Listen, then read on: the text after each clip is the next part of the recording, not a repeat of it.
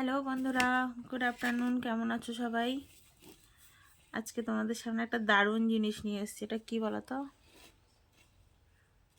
এগুলোকে কি বলো? এগুলো হচ্ছে পাকা পটল।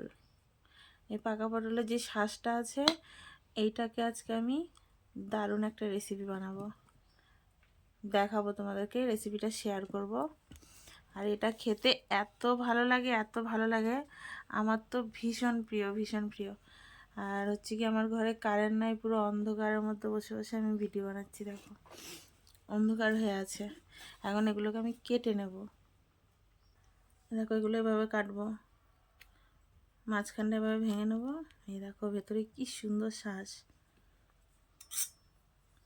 চামচ দিয়ে, চামচের পেছনটা দিয়ে এরকম ঢুকিয়ে এভাবে ঘুরিয়ে ঘুরিয়ে তুলে নেব। এই দেখো, পুরোটা উঠে চলে এসেছে। এগুলো খেতে এত দারুণ লাগে, কি বলবো। এই যে তারপরে অর্ধেকটা,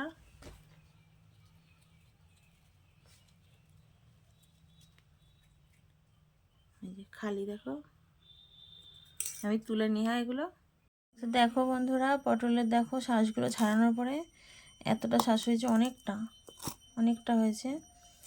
এই শাঁসগুলোকে আমি রান্না করব হচ্ছে কি দিয়ে, ডিম দিয়ে। আমি সঙ্গে 2টো ডিম নিয়েছি এর সঙ্গে। এত ভালো রেসিপি হয়, তোমরা চাইলে এর সঙ্গে চিংড়ি মাছ দিয়ে করতে পারো। আমার কাছে দুঃখের বিষয় আজকে চিংড়ি মাছ নেই, তাই আমি এই যে 2টো ডিম দিয়ে করব। আর এই দেখো খোসাগুলো সব, হ্যাঁ হ্যাঁ হ্যাঁ, এই সব, এই দেখো এগুলো সব ভেতর থেকে নিয়ে নিয়েছি শাঁসগুলো চামচ দিয়ে। আর কিছু নেই ভেতরে, কি ঢুকাবো? তো চলো দেখাবো তোমাদেরকে পুরো রেসিপিটা কিভাবে রান্না করি ডিম দিয়ে আমি। হ্যালো বন্ধুরা, চলে এসেছি সেই ডিম দিয়ে পাকা পটলের শাঁসের রান্না করতে। তো আমি নিয়েছি এখানে 2টো ডিম নিয়েছি, প্লাস কড়াই গরম হয়ে গেছে, তেল দিয়ে দিয়েছি। আর এইখানে আছে সেই পাকা পটলের শাঁসটা, অনেকটা পরিমাণ আছে। তোমরা চাইলে চিংড়ি মাছ দিয়ে করতে পারো, আমার চিংড়ি মাছ এখন নেই, তাই আমি ডিম দিয়ে করছি। তো কড়াই গরম হয়ে গেছে, এখন আমি ডিমটা ভুজিয়া করে নেবো, ডিমটা ফাটিয়ে।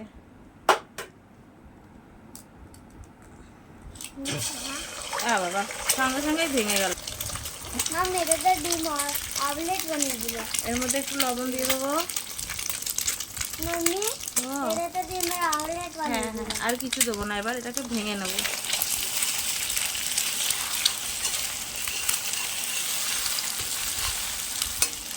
আমি ডিমটা ভুজিয়া বানিয়ে নিই।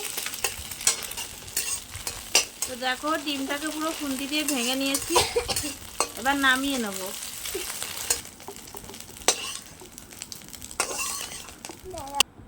তো ডিমগুলো দেখো ভুজিয়া করে নিয়েছি, 2টো ডিম।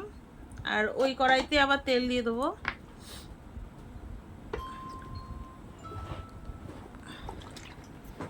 তেলটা গরম হয়ে গেলে এর মধ্যে দেবো আমি পেঁয়াজ কুচি। তেল গরম হয়ে গেছে, এখন দেবো পেঁয়াজ কুচিটা।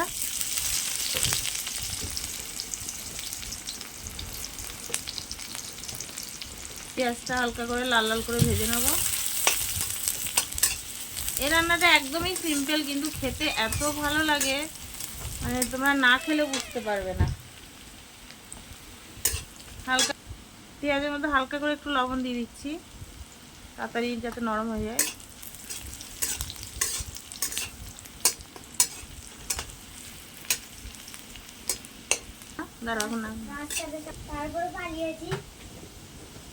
দেখো পেঁয়াজটা প্রায় লাল লাল হয়ে এসছে। এবার এর মধ্যে দিয়ে দেবো পটলের শাঁসগুলো।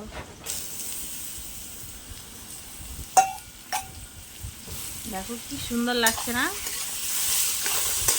এবার এগুলোকে ভালো করে একদম ভেঙে নেব খুন্তি দিয়ে। তোমরা অবশ্যই এটা বানিয়ে খাবে, এটা এত টেস্টি। জানেন, অনেকে খেয়েছো, অনেকে খাওনি। যারা খাওনি তারা আমার দেখে এভাবে বানিয়ে খাবে। এখন আমি এর মধ্যে দিয়ে দেবো লবণটা স্বাদ মতো, জন্য লবণটা বেশি দেবো না।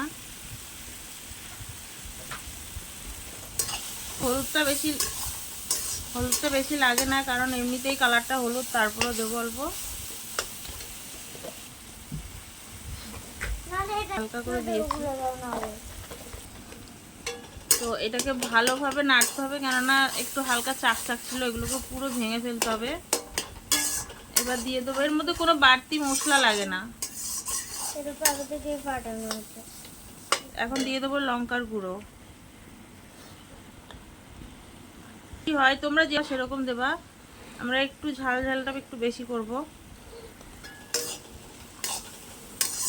কারণ এটা খেতে মিষ্টি হয় এমনিতেই পাকা পটলের।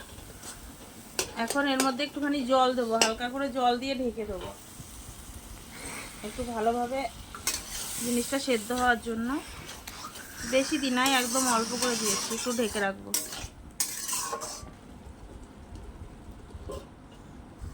তো দেখি এখন ঢাকনা তুলে, ওয়াও দেখো কালারটা কি সুন্দর হয়েছে, দারুণ লাগছে না? এখন হালকা করে একটুখানি চিনি দেবো এর মধ্যে, একদম অল্প।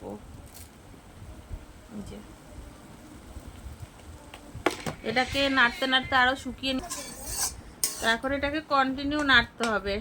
দেখো হালকা হালকা এখনো চাকচাক আছে, এগুলোকে পুরো খুন্তি দিয়ে একদম ভেঙে একদম মিক্সি করতে হবে। কি হবে, এটাকে মিক্স করে দিতে হবে।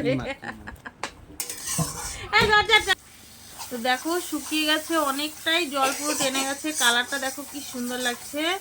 তো এখন আমি এর মধ্যে দিয়ে দেবো সেই ডিমগুলো ভুজিয়া করে রেখেছিলাম।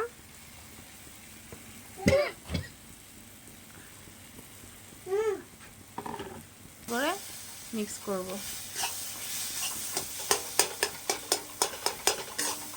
চিংড়ি মাছ হলে চিংড়ি মাছ দিয়ে ওটার টেস্টটা আরও অন্যরকম হবে, ডিম দিয়ে আলাদা, চিংড়ি মাছের টেস্টটা বেশি ভালো হবে।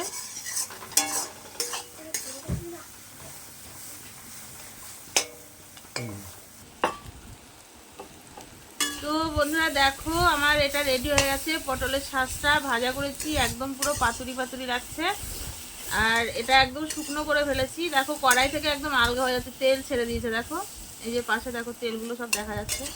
আর একদম কড়াই থেকে এতক্ষণ যেমন কড়াইয়ের সঙ্গে লেগে যাচ্ছিলো, এখন পুরো হয়ে গেছে, একদম শুকনো শুকনো করে ফেলেছি। এখন এগুলো আমি নামিয়ে নেব। দারুণ লাগছে কিন্তু, বলো? আমার থেকে তো দারুণ লাগছে, জানি না তোমরা বলো কেমন লাগছে। এই যে দেখো কত সুন্দর লাগছে, দেখো হয়ে গেছে, নামিয়ে নিচ্ছি। এবার নামিয়ে নিয়েছি, বাটিতে হয়ে গেছে, দেখো কত সুন্দর লাগছে। তো টাটা বন্ধুরা, ভালো লাগলে এই রেসিপিটা তোমরা বানিয়ে খাও, আগে খেয়ে আমাকে জানাবে যে কেমন হয়েছে। তো আর যদি ভালো লাগে লাইক কমেন্ট শেয়ার করো, আর আমাকে কমেন্টে জানিয়ে দিও যে কেমন হয়েছে রেসিপিটা। টাটা, ভালো থেকো সবাই।